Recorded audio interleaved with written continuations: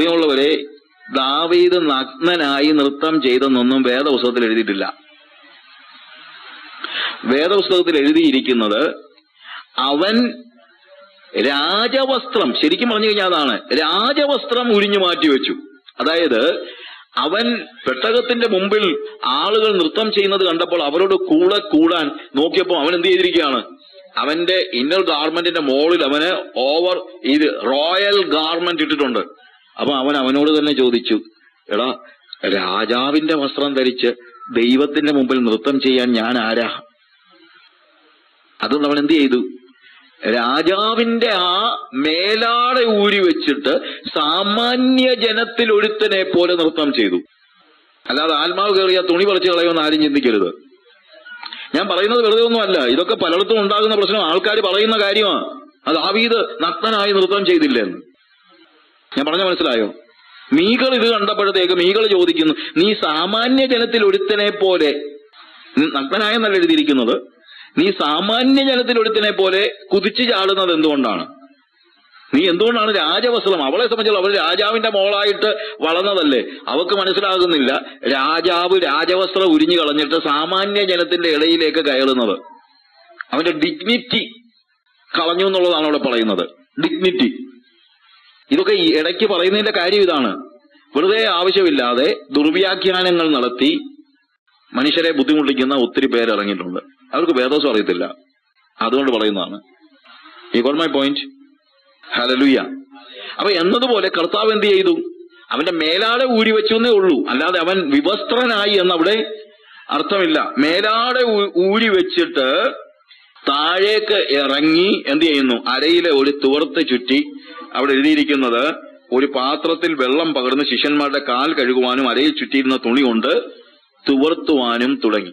C, നമ്മളുടെ ഇവിടെ നമ്മളെ സാമൂഹ്യ പശ്ചാത്തലത്തിൽ നമ്മൾ സാധാരണ നിലയിൽ ഇപ്പൊ ആഫ്രിക്കയിലെ ഞങ്ങൾ പോകുന്ന സ്ഥലങ്ങളിലാണെങ്കിലും മൊസാംബിക്കിലും ഒക്കെ നമ്മളിപ്പം എവിടെയെങ്കിലും ചെന്ന് കഴിഞ്ഞാൽ ഉടനെ തന്നെ അവിടുത്തെ വീട്ടിലെ ആരെങ്കിലും ഒരാൾ വന്നിട്ട് സാധാരണ രീതിയിൽ അവിടുത്തെ ഒരു പെങ്കൊച്ചോ അല്ലെങ്കിൽ ആരെങ്കിലും വന്നിട്ട് ഒരു അല്പം ചൂടുള്ള വെള്ളം, അവിടെ ടാപ്പും ഒക്കെ കാണുമായിരിക്കും. പക്ഷെ അവര് നമ്മളെ ബഹുമാനിക്കുന്നത് എങ്ങനെയാണെന്ന് ചോദിച്ചു കഴിഞ്ഞാൽ നമ്മളെ കയ്യിൽ അവർ വെള്ളം ഒഴിച്ചു തന്ന് കൈ കഴിക്കാനാണ്. അത് ഭയങ്കര രസകരമാണ്. നമ്മൾ ഉദ്ദേശിക്കുന്നതിനേക്കാൾ ഹൈജീനിക് ആയിട്ട് ചിലപ്പോൾ നമ്മൾ ചിന്തിക്കും, ജെസിയൊക്കെ സാധാരണ പറയാറുണ്ട്, എന്റെ ദൈവമേ അവരൊക്കെ ഇവിടെ വന്നു കഴിഞ്ഞാൽ നമ്മൾ എങ്ങനെ അവരെ ട്രീറ്റ് ചെയ്യുമെന്ന്. അത്രയ്ക്കും ഹോസ്പിറ്റാലിറ്റി ഈ പറയുന്ന ആഫ്രിക്കൻ ആൾക്കാരുടെ ഇടയിലുണ്ട്.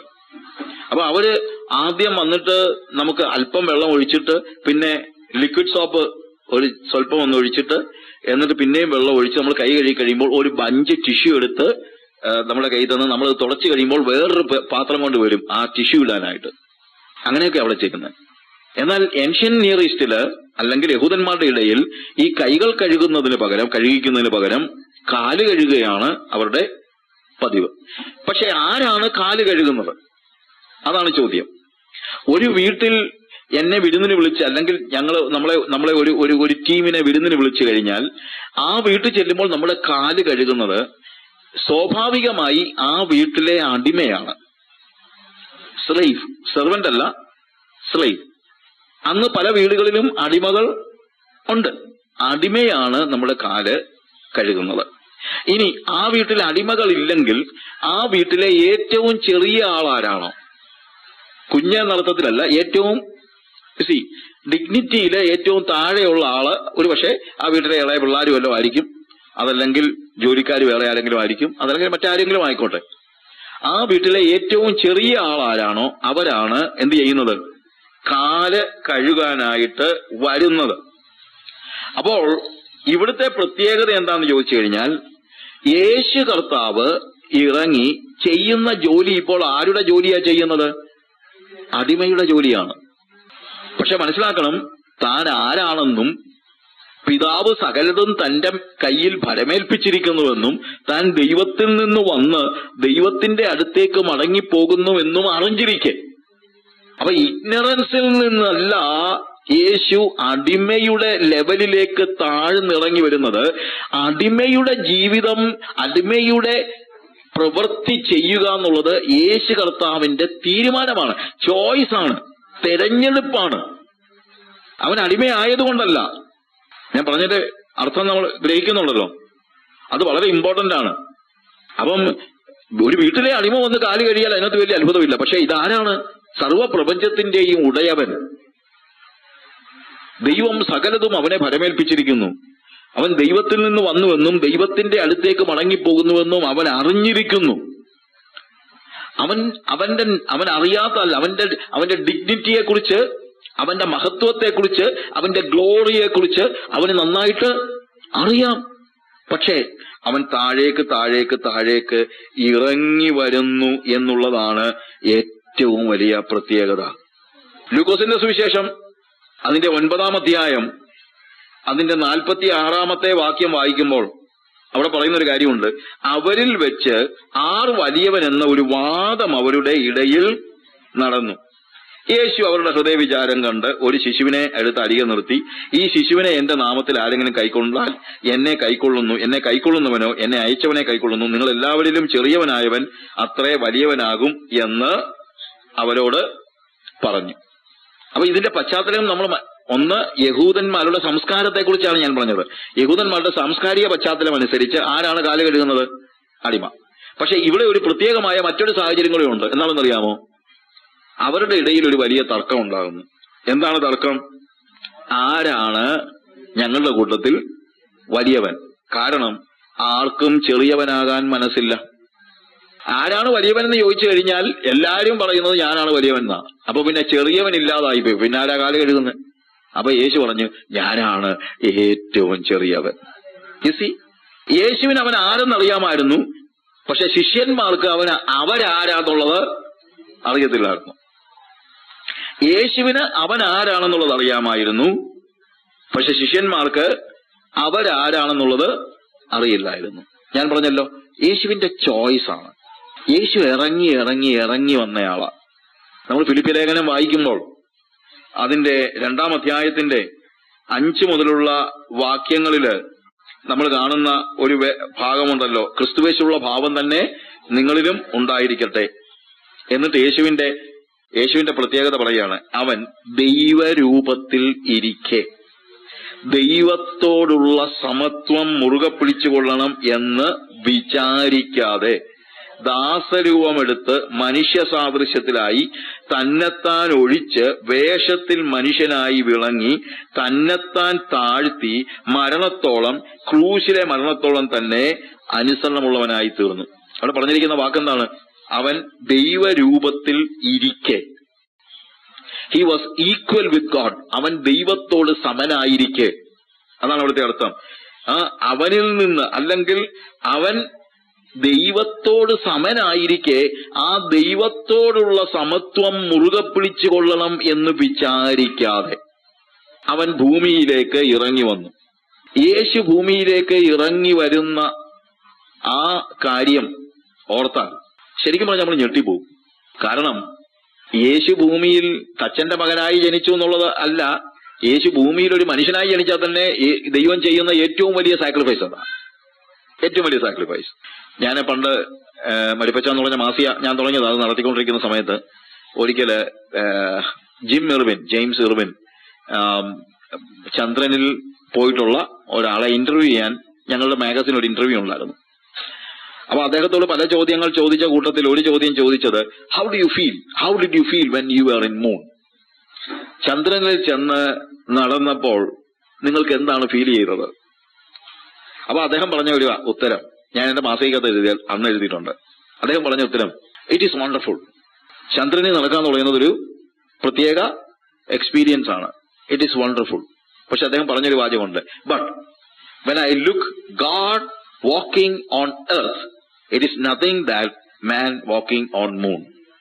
എടാ, ദൈവം ഭൂമിയിൽ ഇറങ്ങി നടന്നത് വെച്ച് ആലോചിക്കുമ്പോൾ മനുഷ്യൻ ചന്ദ്രനിൽ നടന്നെന്ന് പറയുന്നത് വലിയ കാര്യമൊന്നുമല്ല.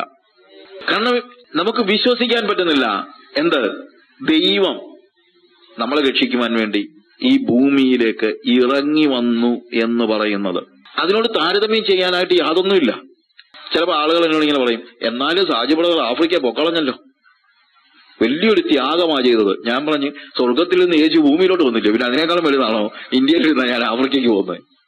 ഇതൊന്നും ഒരു ത്യാഗമല്ല. കർത്താവിന്റെ ത്യാഗം കർത്താവിന്റെ ഹ്യൂമിലിറ്റി വെച്ച് നോക്കുമ്പോൾ ഇതൊന്നും ഒരു ത്യാഗം അല്ല എന്ന് നമ്മൾ മനസ്സിലാക്കണം. അവൻ ദൈവത്തോടുള്ള സമത്വം മുറുകെ പിടിച്ചു കൊള്ളണമെന്ന് വിചാരിക്കാതെ താഴോട്ട് ഇറങ്ങി വരികയാണ്. ദാസരൂപമെടുത്ത് മനുഷ്യ സാദൃശ്യത്തിലായി, അഥവാ മനുഷ്യനായി എന്ന് മാത്രമല്ല, അവൻ ഒരു അടിമയായി. He was coming down and down and down and down. അത് അവന്റെ ചോയ്സാണ്. യേശുവിന്റെ താഴ്ച എന്ന് പറയുന്നത്, ഒരു അടിമ വംശത്തിലേക്ക് വരുവാനുള്ള അവന്റെ തീരുമാനം എന്ന് പറയുന്നത് ഒരു ആക്സിഡന്റലായിട്ട് വന്നതല്ല, അതവന്റെ ചോയ്സ് ആണ്.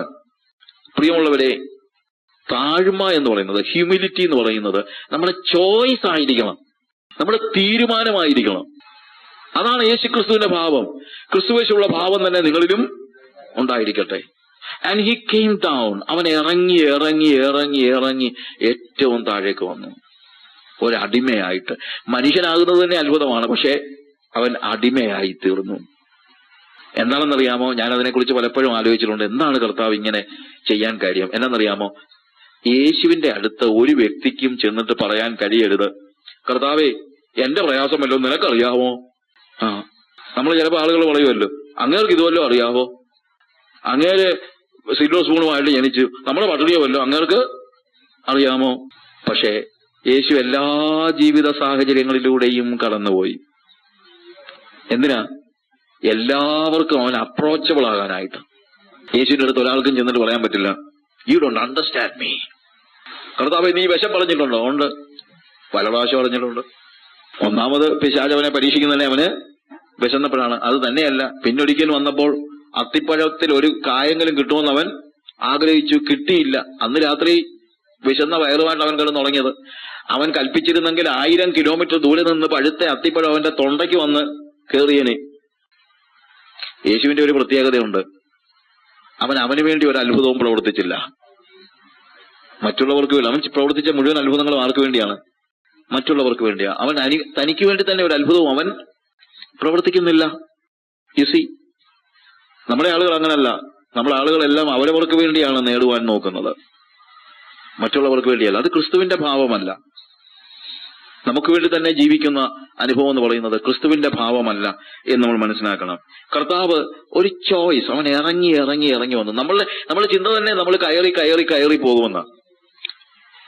പോലീസായിട്ട് സുവിശേഷ വേല ചെയ്തുകൊണ്ടിരുന്ന അഡ്വക്കേറ്റ് സൈറസ്, ചിലർക്കെങ്കിലും അദ്ദേഹത്തെ അറിയാമായിരിക്കും.